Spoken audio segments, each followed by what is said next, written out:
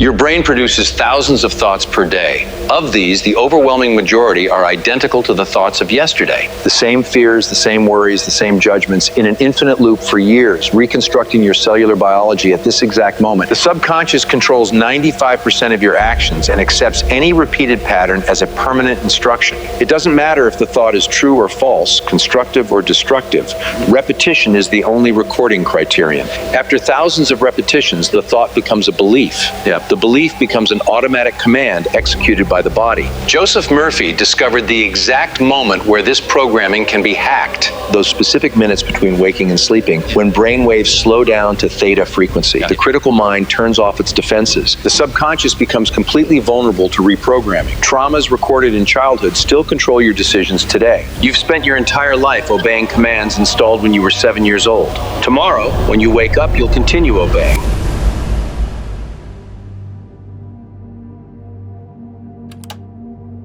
The human brain produces between 60 and 70,000 thoughts per day. Of these, 90% are identical to the thoughts of the day before. You're repeating today the same mental patterns of yesterday, the day before yesterday, of last week and of last month. The same fears, the same worries, the same expectations and the same judgments. This invisible mental loop is constructing your visible reality at this exact moment. Habitual thought imprints grooves in the subconscious, like running water that carves a canyon.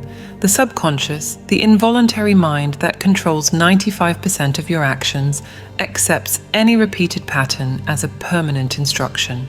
It doesn't matter if the thought is true or false, constructive or destructive. Repetition is the only recording criterion. After thousands of repetitions, the thought becomes a belief. The belief becomes an automatic command. Look at how the cycle perpetuates itself. You wake up and immediately think about the bills to pay. This thought generates the choice to check your bank balance.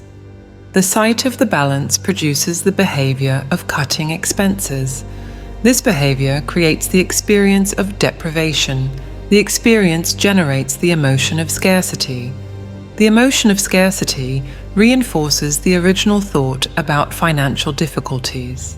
Tomorrow, you'll wake up with the same thought, initiating the same cycle. The subconscious processes each repeated thought as absolute reality. When you think, "I'm always tired," for the 1,000th time, your body reduces its energy production.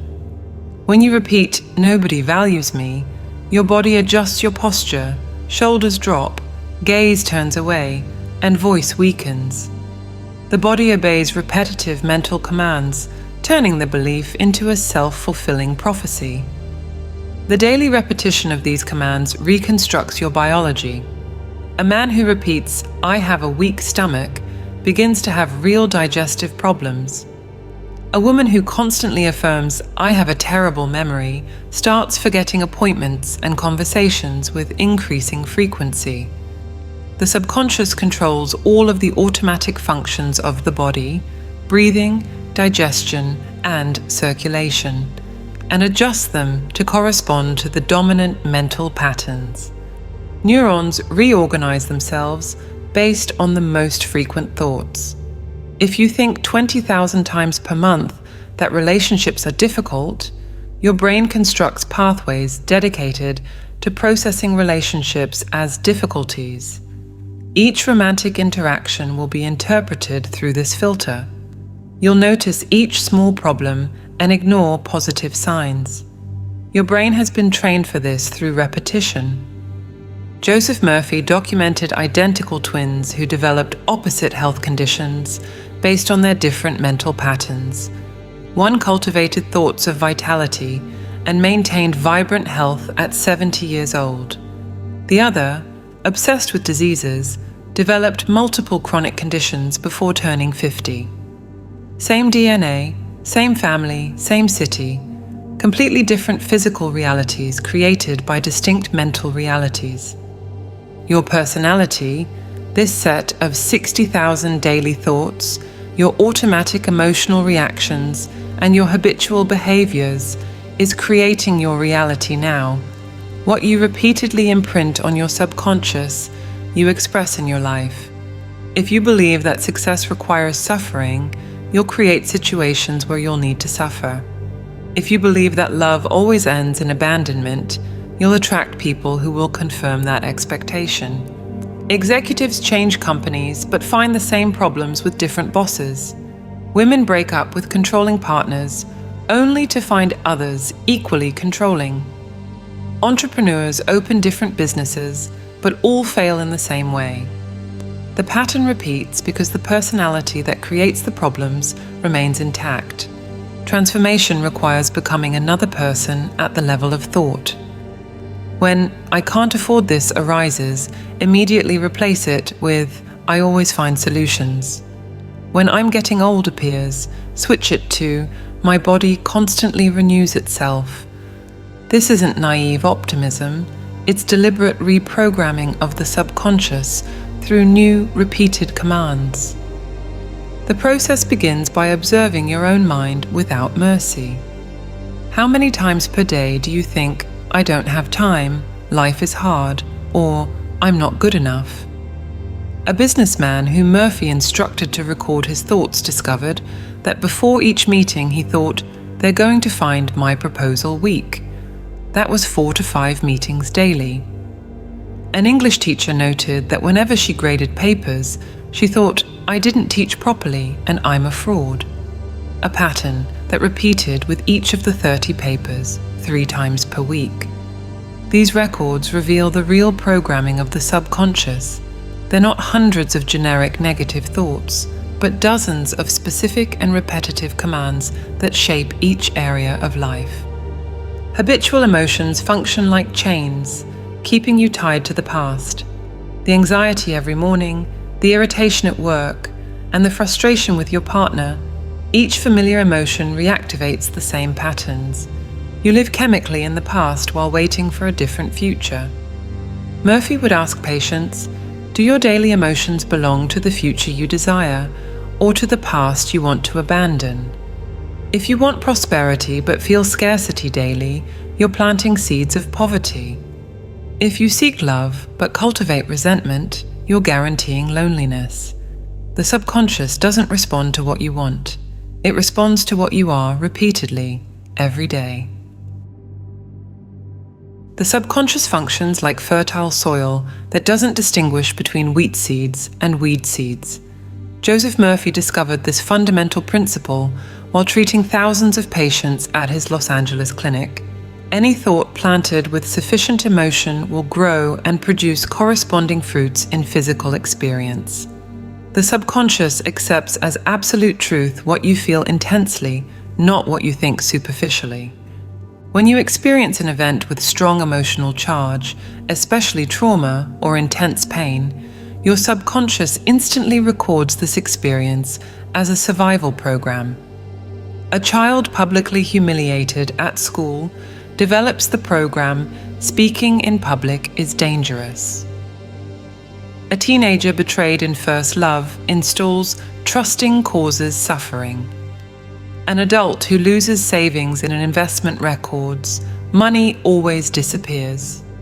The more intense the emotion at the moment of the experience, the deeper the recording in the subconscious. The subconscious then works 24 hours a day executing these programs. You don't even notice, but it's constantly scanning the environment looking for situations similar to those recorded. When it detects something remotely similar, it immediately triggers the same reactions: sweaty palms before speaking, distrust when meeting someone, and panic when seeing a financial opportunity. The subconscious sincerely believes it's protecting you by maintaining these patterns. Murphy treated a woman who couldn't maintain relationships for more than 3 months. At 7 years old, her father abandoned the family exactly 3 months after promising he would never leave. The subconscious recorded, "Men lie and leave after 3 months." For 20 years, she unconsciously sabotaged each relationship near the 3-month mark. She would start inexplicable fights, create emotional distance, and find intolerable defects. The subconscious was faithfully executing the protection program installed in childhood. Years of repeating the same emotional reactions transform these impressions into unquestionable automatic commands. Each time you react with anger to criticism, you reinforce the program, criticism is attack. Each time you feel anxiety about money, you strengthen, money is a source of stress. Each identical reaction deepens the groove in the subconscious, making the program more automatic and harder to access consciously. The subconscious doesn't differentiate between what helps and what limits. For it, familiar is safe, unknown is threat. If you grew up in an environment of scarcity, the subconscious considers scarcity as normal and safe. Prosperity becomes dangerous alien territory. That's why people win the lottery and lose everything in 2 years. The subconscious works tirelessly to restore the familiar reality, even if it's limiting.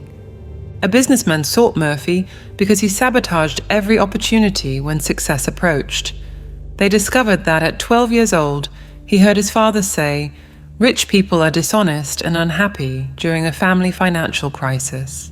The subconscious recorded, "Financial success means losing integrity and happiness."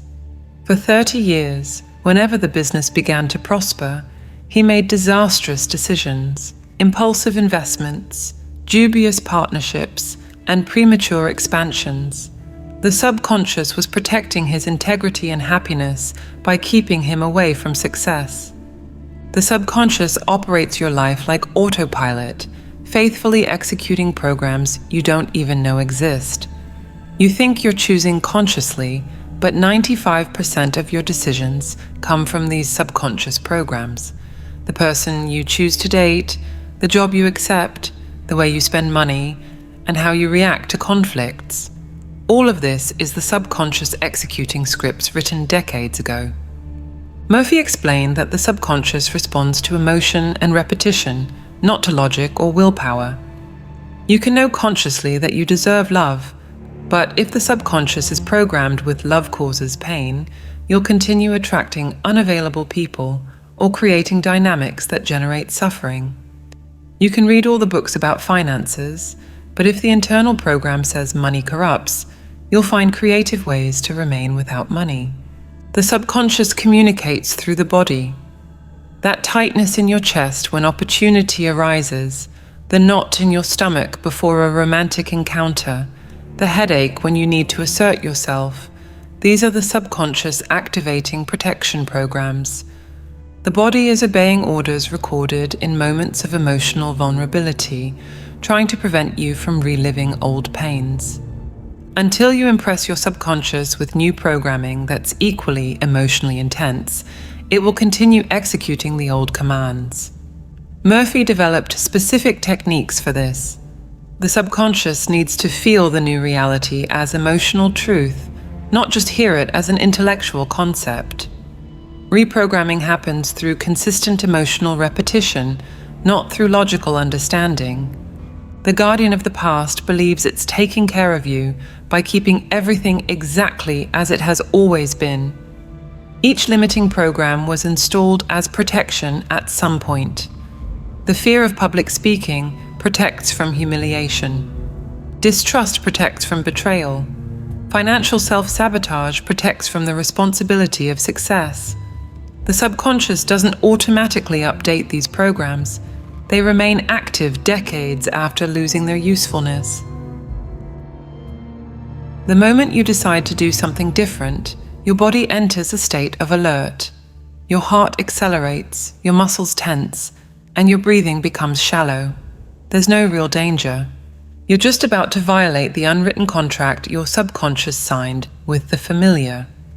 This immediate physical discomfort is the first sign that you're trying to leave the mental prison, and it's exactly when most people give up. The discomfort has a specific address in the body. When you think about asking for a raise, your throat closes. When you consider ending a toxic relationship, your stomach turns. When you decide to start your own business, your hands begin to sweat. Each sensation is the subconscious activating alarms. unknown territory ahead.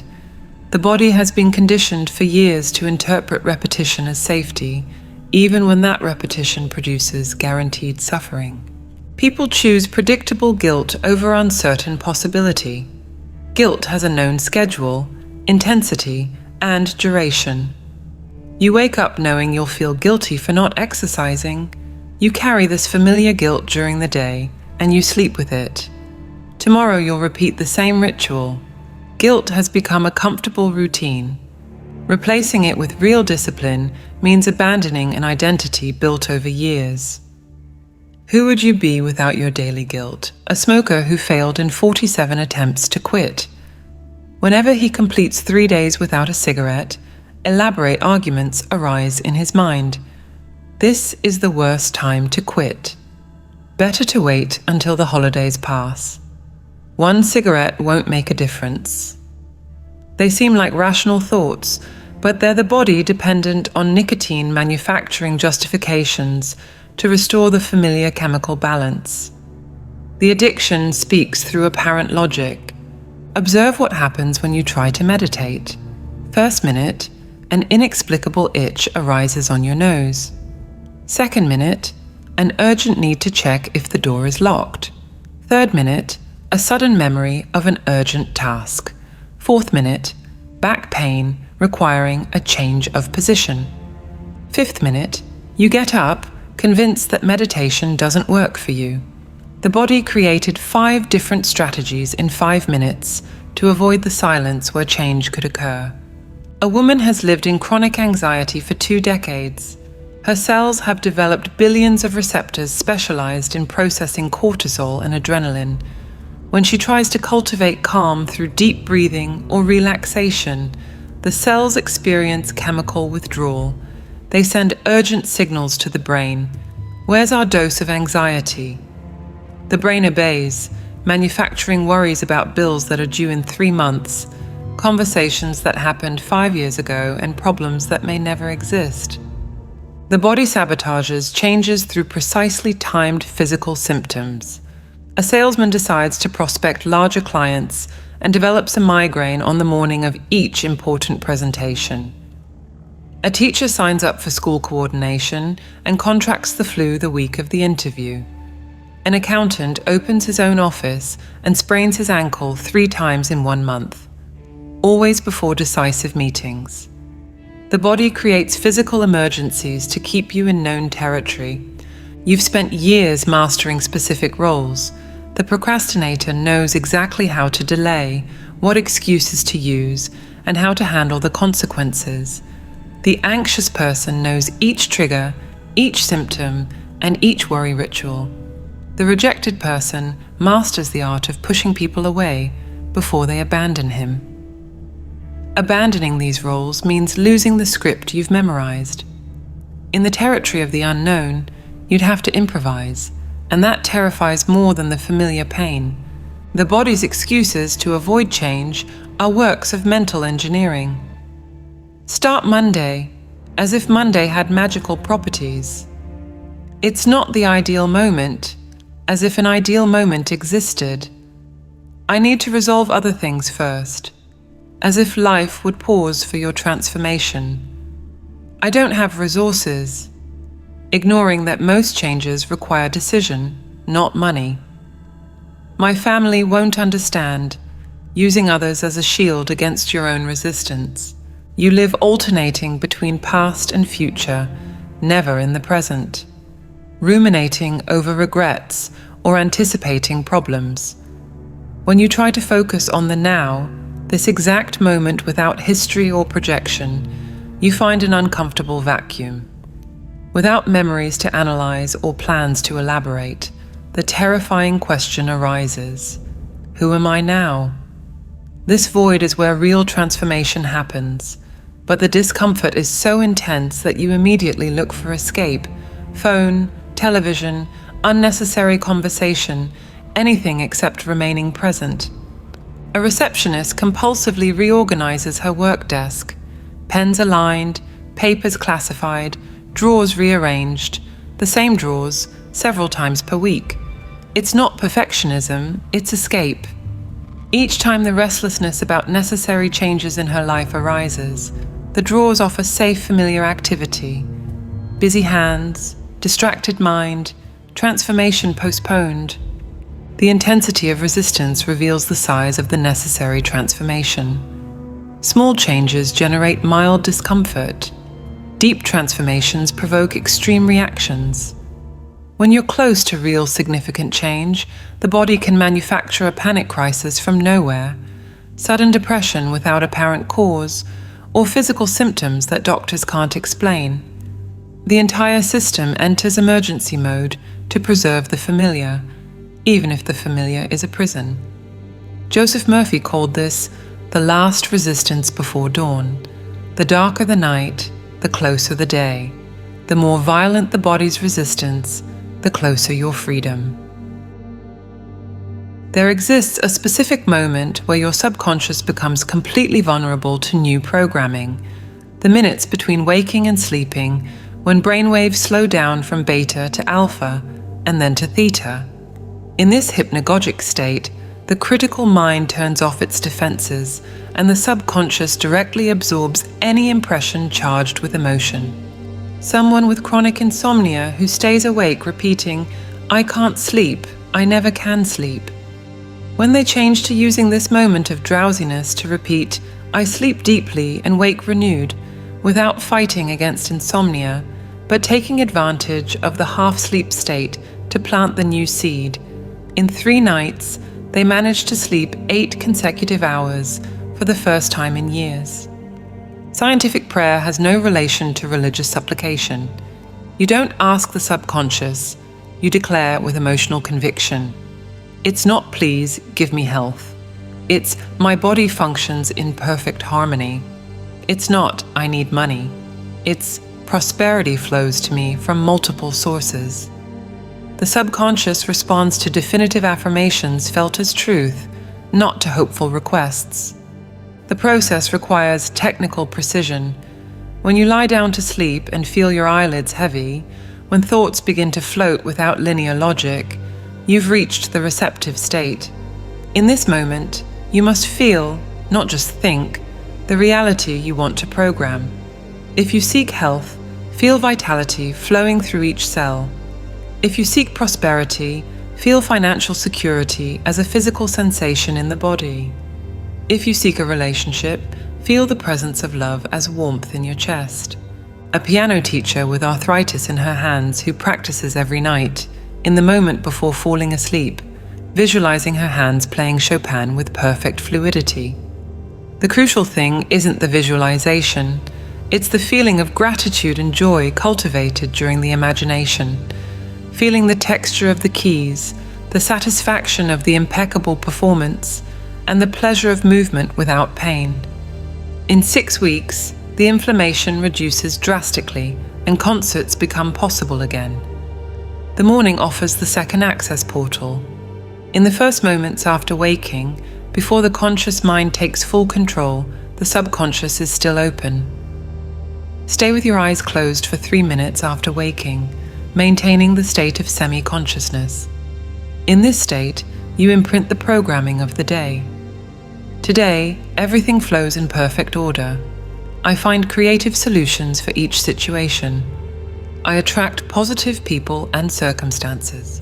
The subconscious doesn't respond to empty words. It responds to the emotional conviction behind them. A salesman who repeats, "I am the best salesman" 100 times before sleeping, but recites mechanically while feeling doubt and inadequacy. The subconscious receives the real emotional message, the doubt, not the superficial words. When he learns to feel genuine confidence while affirming sales triple in 2 months. The language of the subconscious is the mental image combined with emotion. When you can mentally see the desired result and feel the corresponding emotion simultaneously, you're speaking fluently to the subconscious. An unemployed architect who practices every night, he visualizes himself entering his new office, feels the leather of the executive chair, and experiences the satisfaction of signing contracts. He doesn't visualize looking for a job. He visualizes already working. In 3 weeks, he receives an unsolicited offer to lead an important project.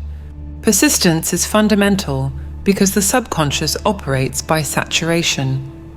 A single impression doesn't replace years of contrary programming. It's like dyeing fabric. You need to dip it repeatedly in the dye until the new color sets permanently. A negative thought repeated 10,000 times needs to be overwritten by equally repeated positive impressions. The difference is that now you're repeating consciously, with purpose and technique. When physical reality still shows the old condition, most people abandon the practice. This is the critical test. The subconscious is already reorganizing circumstances behind the scenes, but physical changes take time to manifest. A businesswoman who practices for 2 months, visualizing a prosperous business while sales remain weak. In the 3rd month, 3 large contracts appear in the same week. Clients who had been considering for months suddenly decide to close the deal. The most common mistake is anxious impatience. Anxiety about when results will appear cancels the positive programming. It's like planting a seed and digging it up every day to see if it has grown. Plant with emotion, cultivate with repetition, and then trust the process. The gardener doesn't get anxious. He knows the seed will obey natural laws. The most receptive period occurs exactly 10 minutes before deep sleep and 5 minutes after natural awakening. In these moments, brainwaves are at the ideal frequency for reprogramming, between 4 and 8 Hz, the theta range. Using an abrupt alarm destroys the morning portal. Sleeping with the TV on pollutes the nighttime portal with random programming. The environment needs to support the technical process. The technique works because in these liminal states, the critical factor of the conscious mind is deactivated. The same logical barriers that reject new beliefs during the day aren't operating. The subconscious accepts the impressions as accomplished facts and immediately begins reorganizing your reality to correspond to them. Can you believe in a future you cannot see or experience with your senses, but have thought about so many times in your mind that your brain has literally changed as if the event had already occurred? Neuroplasticity proves this isn't fantasy. It's documented brain mechanics. Each time you vividly imagine an experience with genuine emotion, the same neural circuits activated in the real experience begin to fire. Repeat this sufficiently, and the brain can no longer distinguish between what happened and what was intensely imagined. You select a new possibility in the quantum field, not as a mystical concept, but as a conscious choice among infinite probabilities. Then you emotionally embrace that future every day. It's not passive visualization, it's active experimentation of a reality that hasn't yet materialized. You wake up and feel what it would be like to have the healthy body, the prosperous business, and the harmonious relationship. You don't think about it. You emotionally inhabit that reality for specific minutes each day. Your body, as unconscious and objective mind, doesn't distinguish between the experience in your life that creates the emotion and the emotion you manufacture just through thought.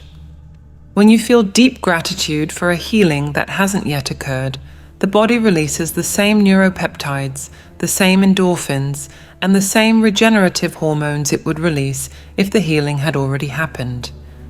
The cells receive the chemical signal and respond accordingly. You're literally medicating yourself with an internal pharmacy activated by emotionalized thought. A pianist who mentally practices a complex piece activates the same motor regions of the brain that would activate by physically playing. Neuroimaging studies show that after weeks of mental practice, the brain has developed the same synaptic connections, the same myelination of axons, and the same neural adaptations as someone who practiced physically. The fingers never touched the keys, but the brain is prepared as if they had touched them thousands of times. You begin to signal new genes through this process. Epigenetics demonstrates that sustained emotions alter which genes are expressed or silenced. When you maintain elevated emotional states, genuine gratitude, unconditional love, and anticipated joy, genes related to cellular repair, longevity, and vitality are activated. When you live in stress, fear, and scarcity, genes related to inflammation, degeneration, and disease are expressed. You're choosing your genetic expression through the emotions you cultivate repeatedly. Paralympic athletes who visualize running with legs that haven't moved in years. During visualization, sensors detect electrical impulses in the atrophied muscles. The brain is sending signals to muscles that medicine considered permanently disconnected.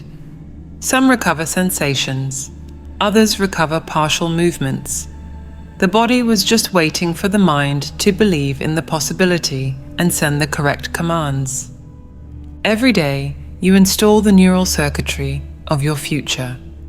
Each emotionalized visualization adds more connections. Each feeling of having already achieved strengthens the synapses. It's literal construction of brain hardware. After weeks, you have neural highways dedicated to processing your new reality. The brain is prepared to recognize and take advantage of opportunities that always existed but were invisible to your previous neural configuration. You're conditioning the body to the emotion of the future. A businesswoman who every morning feels the satisfaction of leading a prosperous company, even while working alone in a small apartment. She feels the weight of positive responsibility, the joy of employing people, and the pride of creating value. Her body produces the chemistry of that reality. 6 months later, she's hiring her third employee. The body was prepared. It already knew these sensations. The external transition was smooth because the internal transition had already occurred. Now you don't need to go anywhere to get it. It begins to come to you. You become the vortex of your desired reality. People appear with unexpected proposals. Resources arise from unforeseen sources. Coincidences multiply. You've reconfigured your reticular activating system to detect opportunities aligned with your new neural frequency. They were always there. Now you see them. The challenge is to remain connected to the dream of the future without moving into impatience or frustration. When you anxiously check if it worked, you're affirming that it hasn't worked yet. When you analyze why it hasn't happened yet, you're reinforcing the absence. It's planting a seed and digging it up daily to check growth. The seed dies. The manifestation aborts. A dance teacher with severe arthritis who visualized for 9 months fluid movements while she could barely walk, without checking progress, without questioning deadlines, just mentally inhabiting the reality of dancing with freedom, feeling the music in the body, and experiencing fluidity in the muscles. In the 10th month, during a routine consultation, tests showed an 80% reduction in inflammatory markers.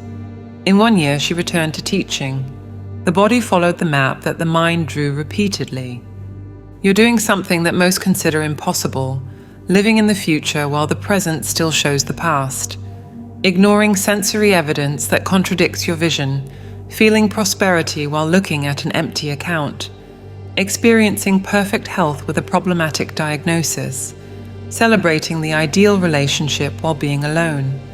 You're choosing which reality to feed with your attention and emotional energy.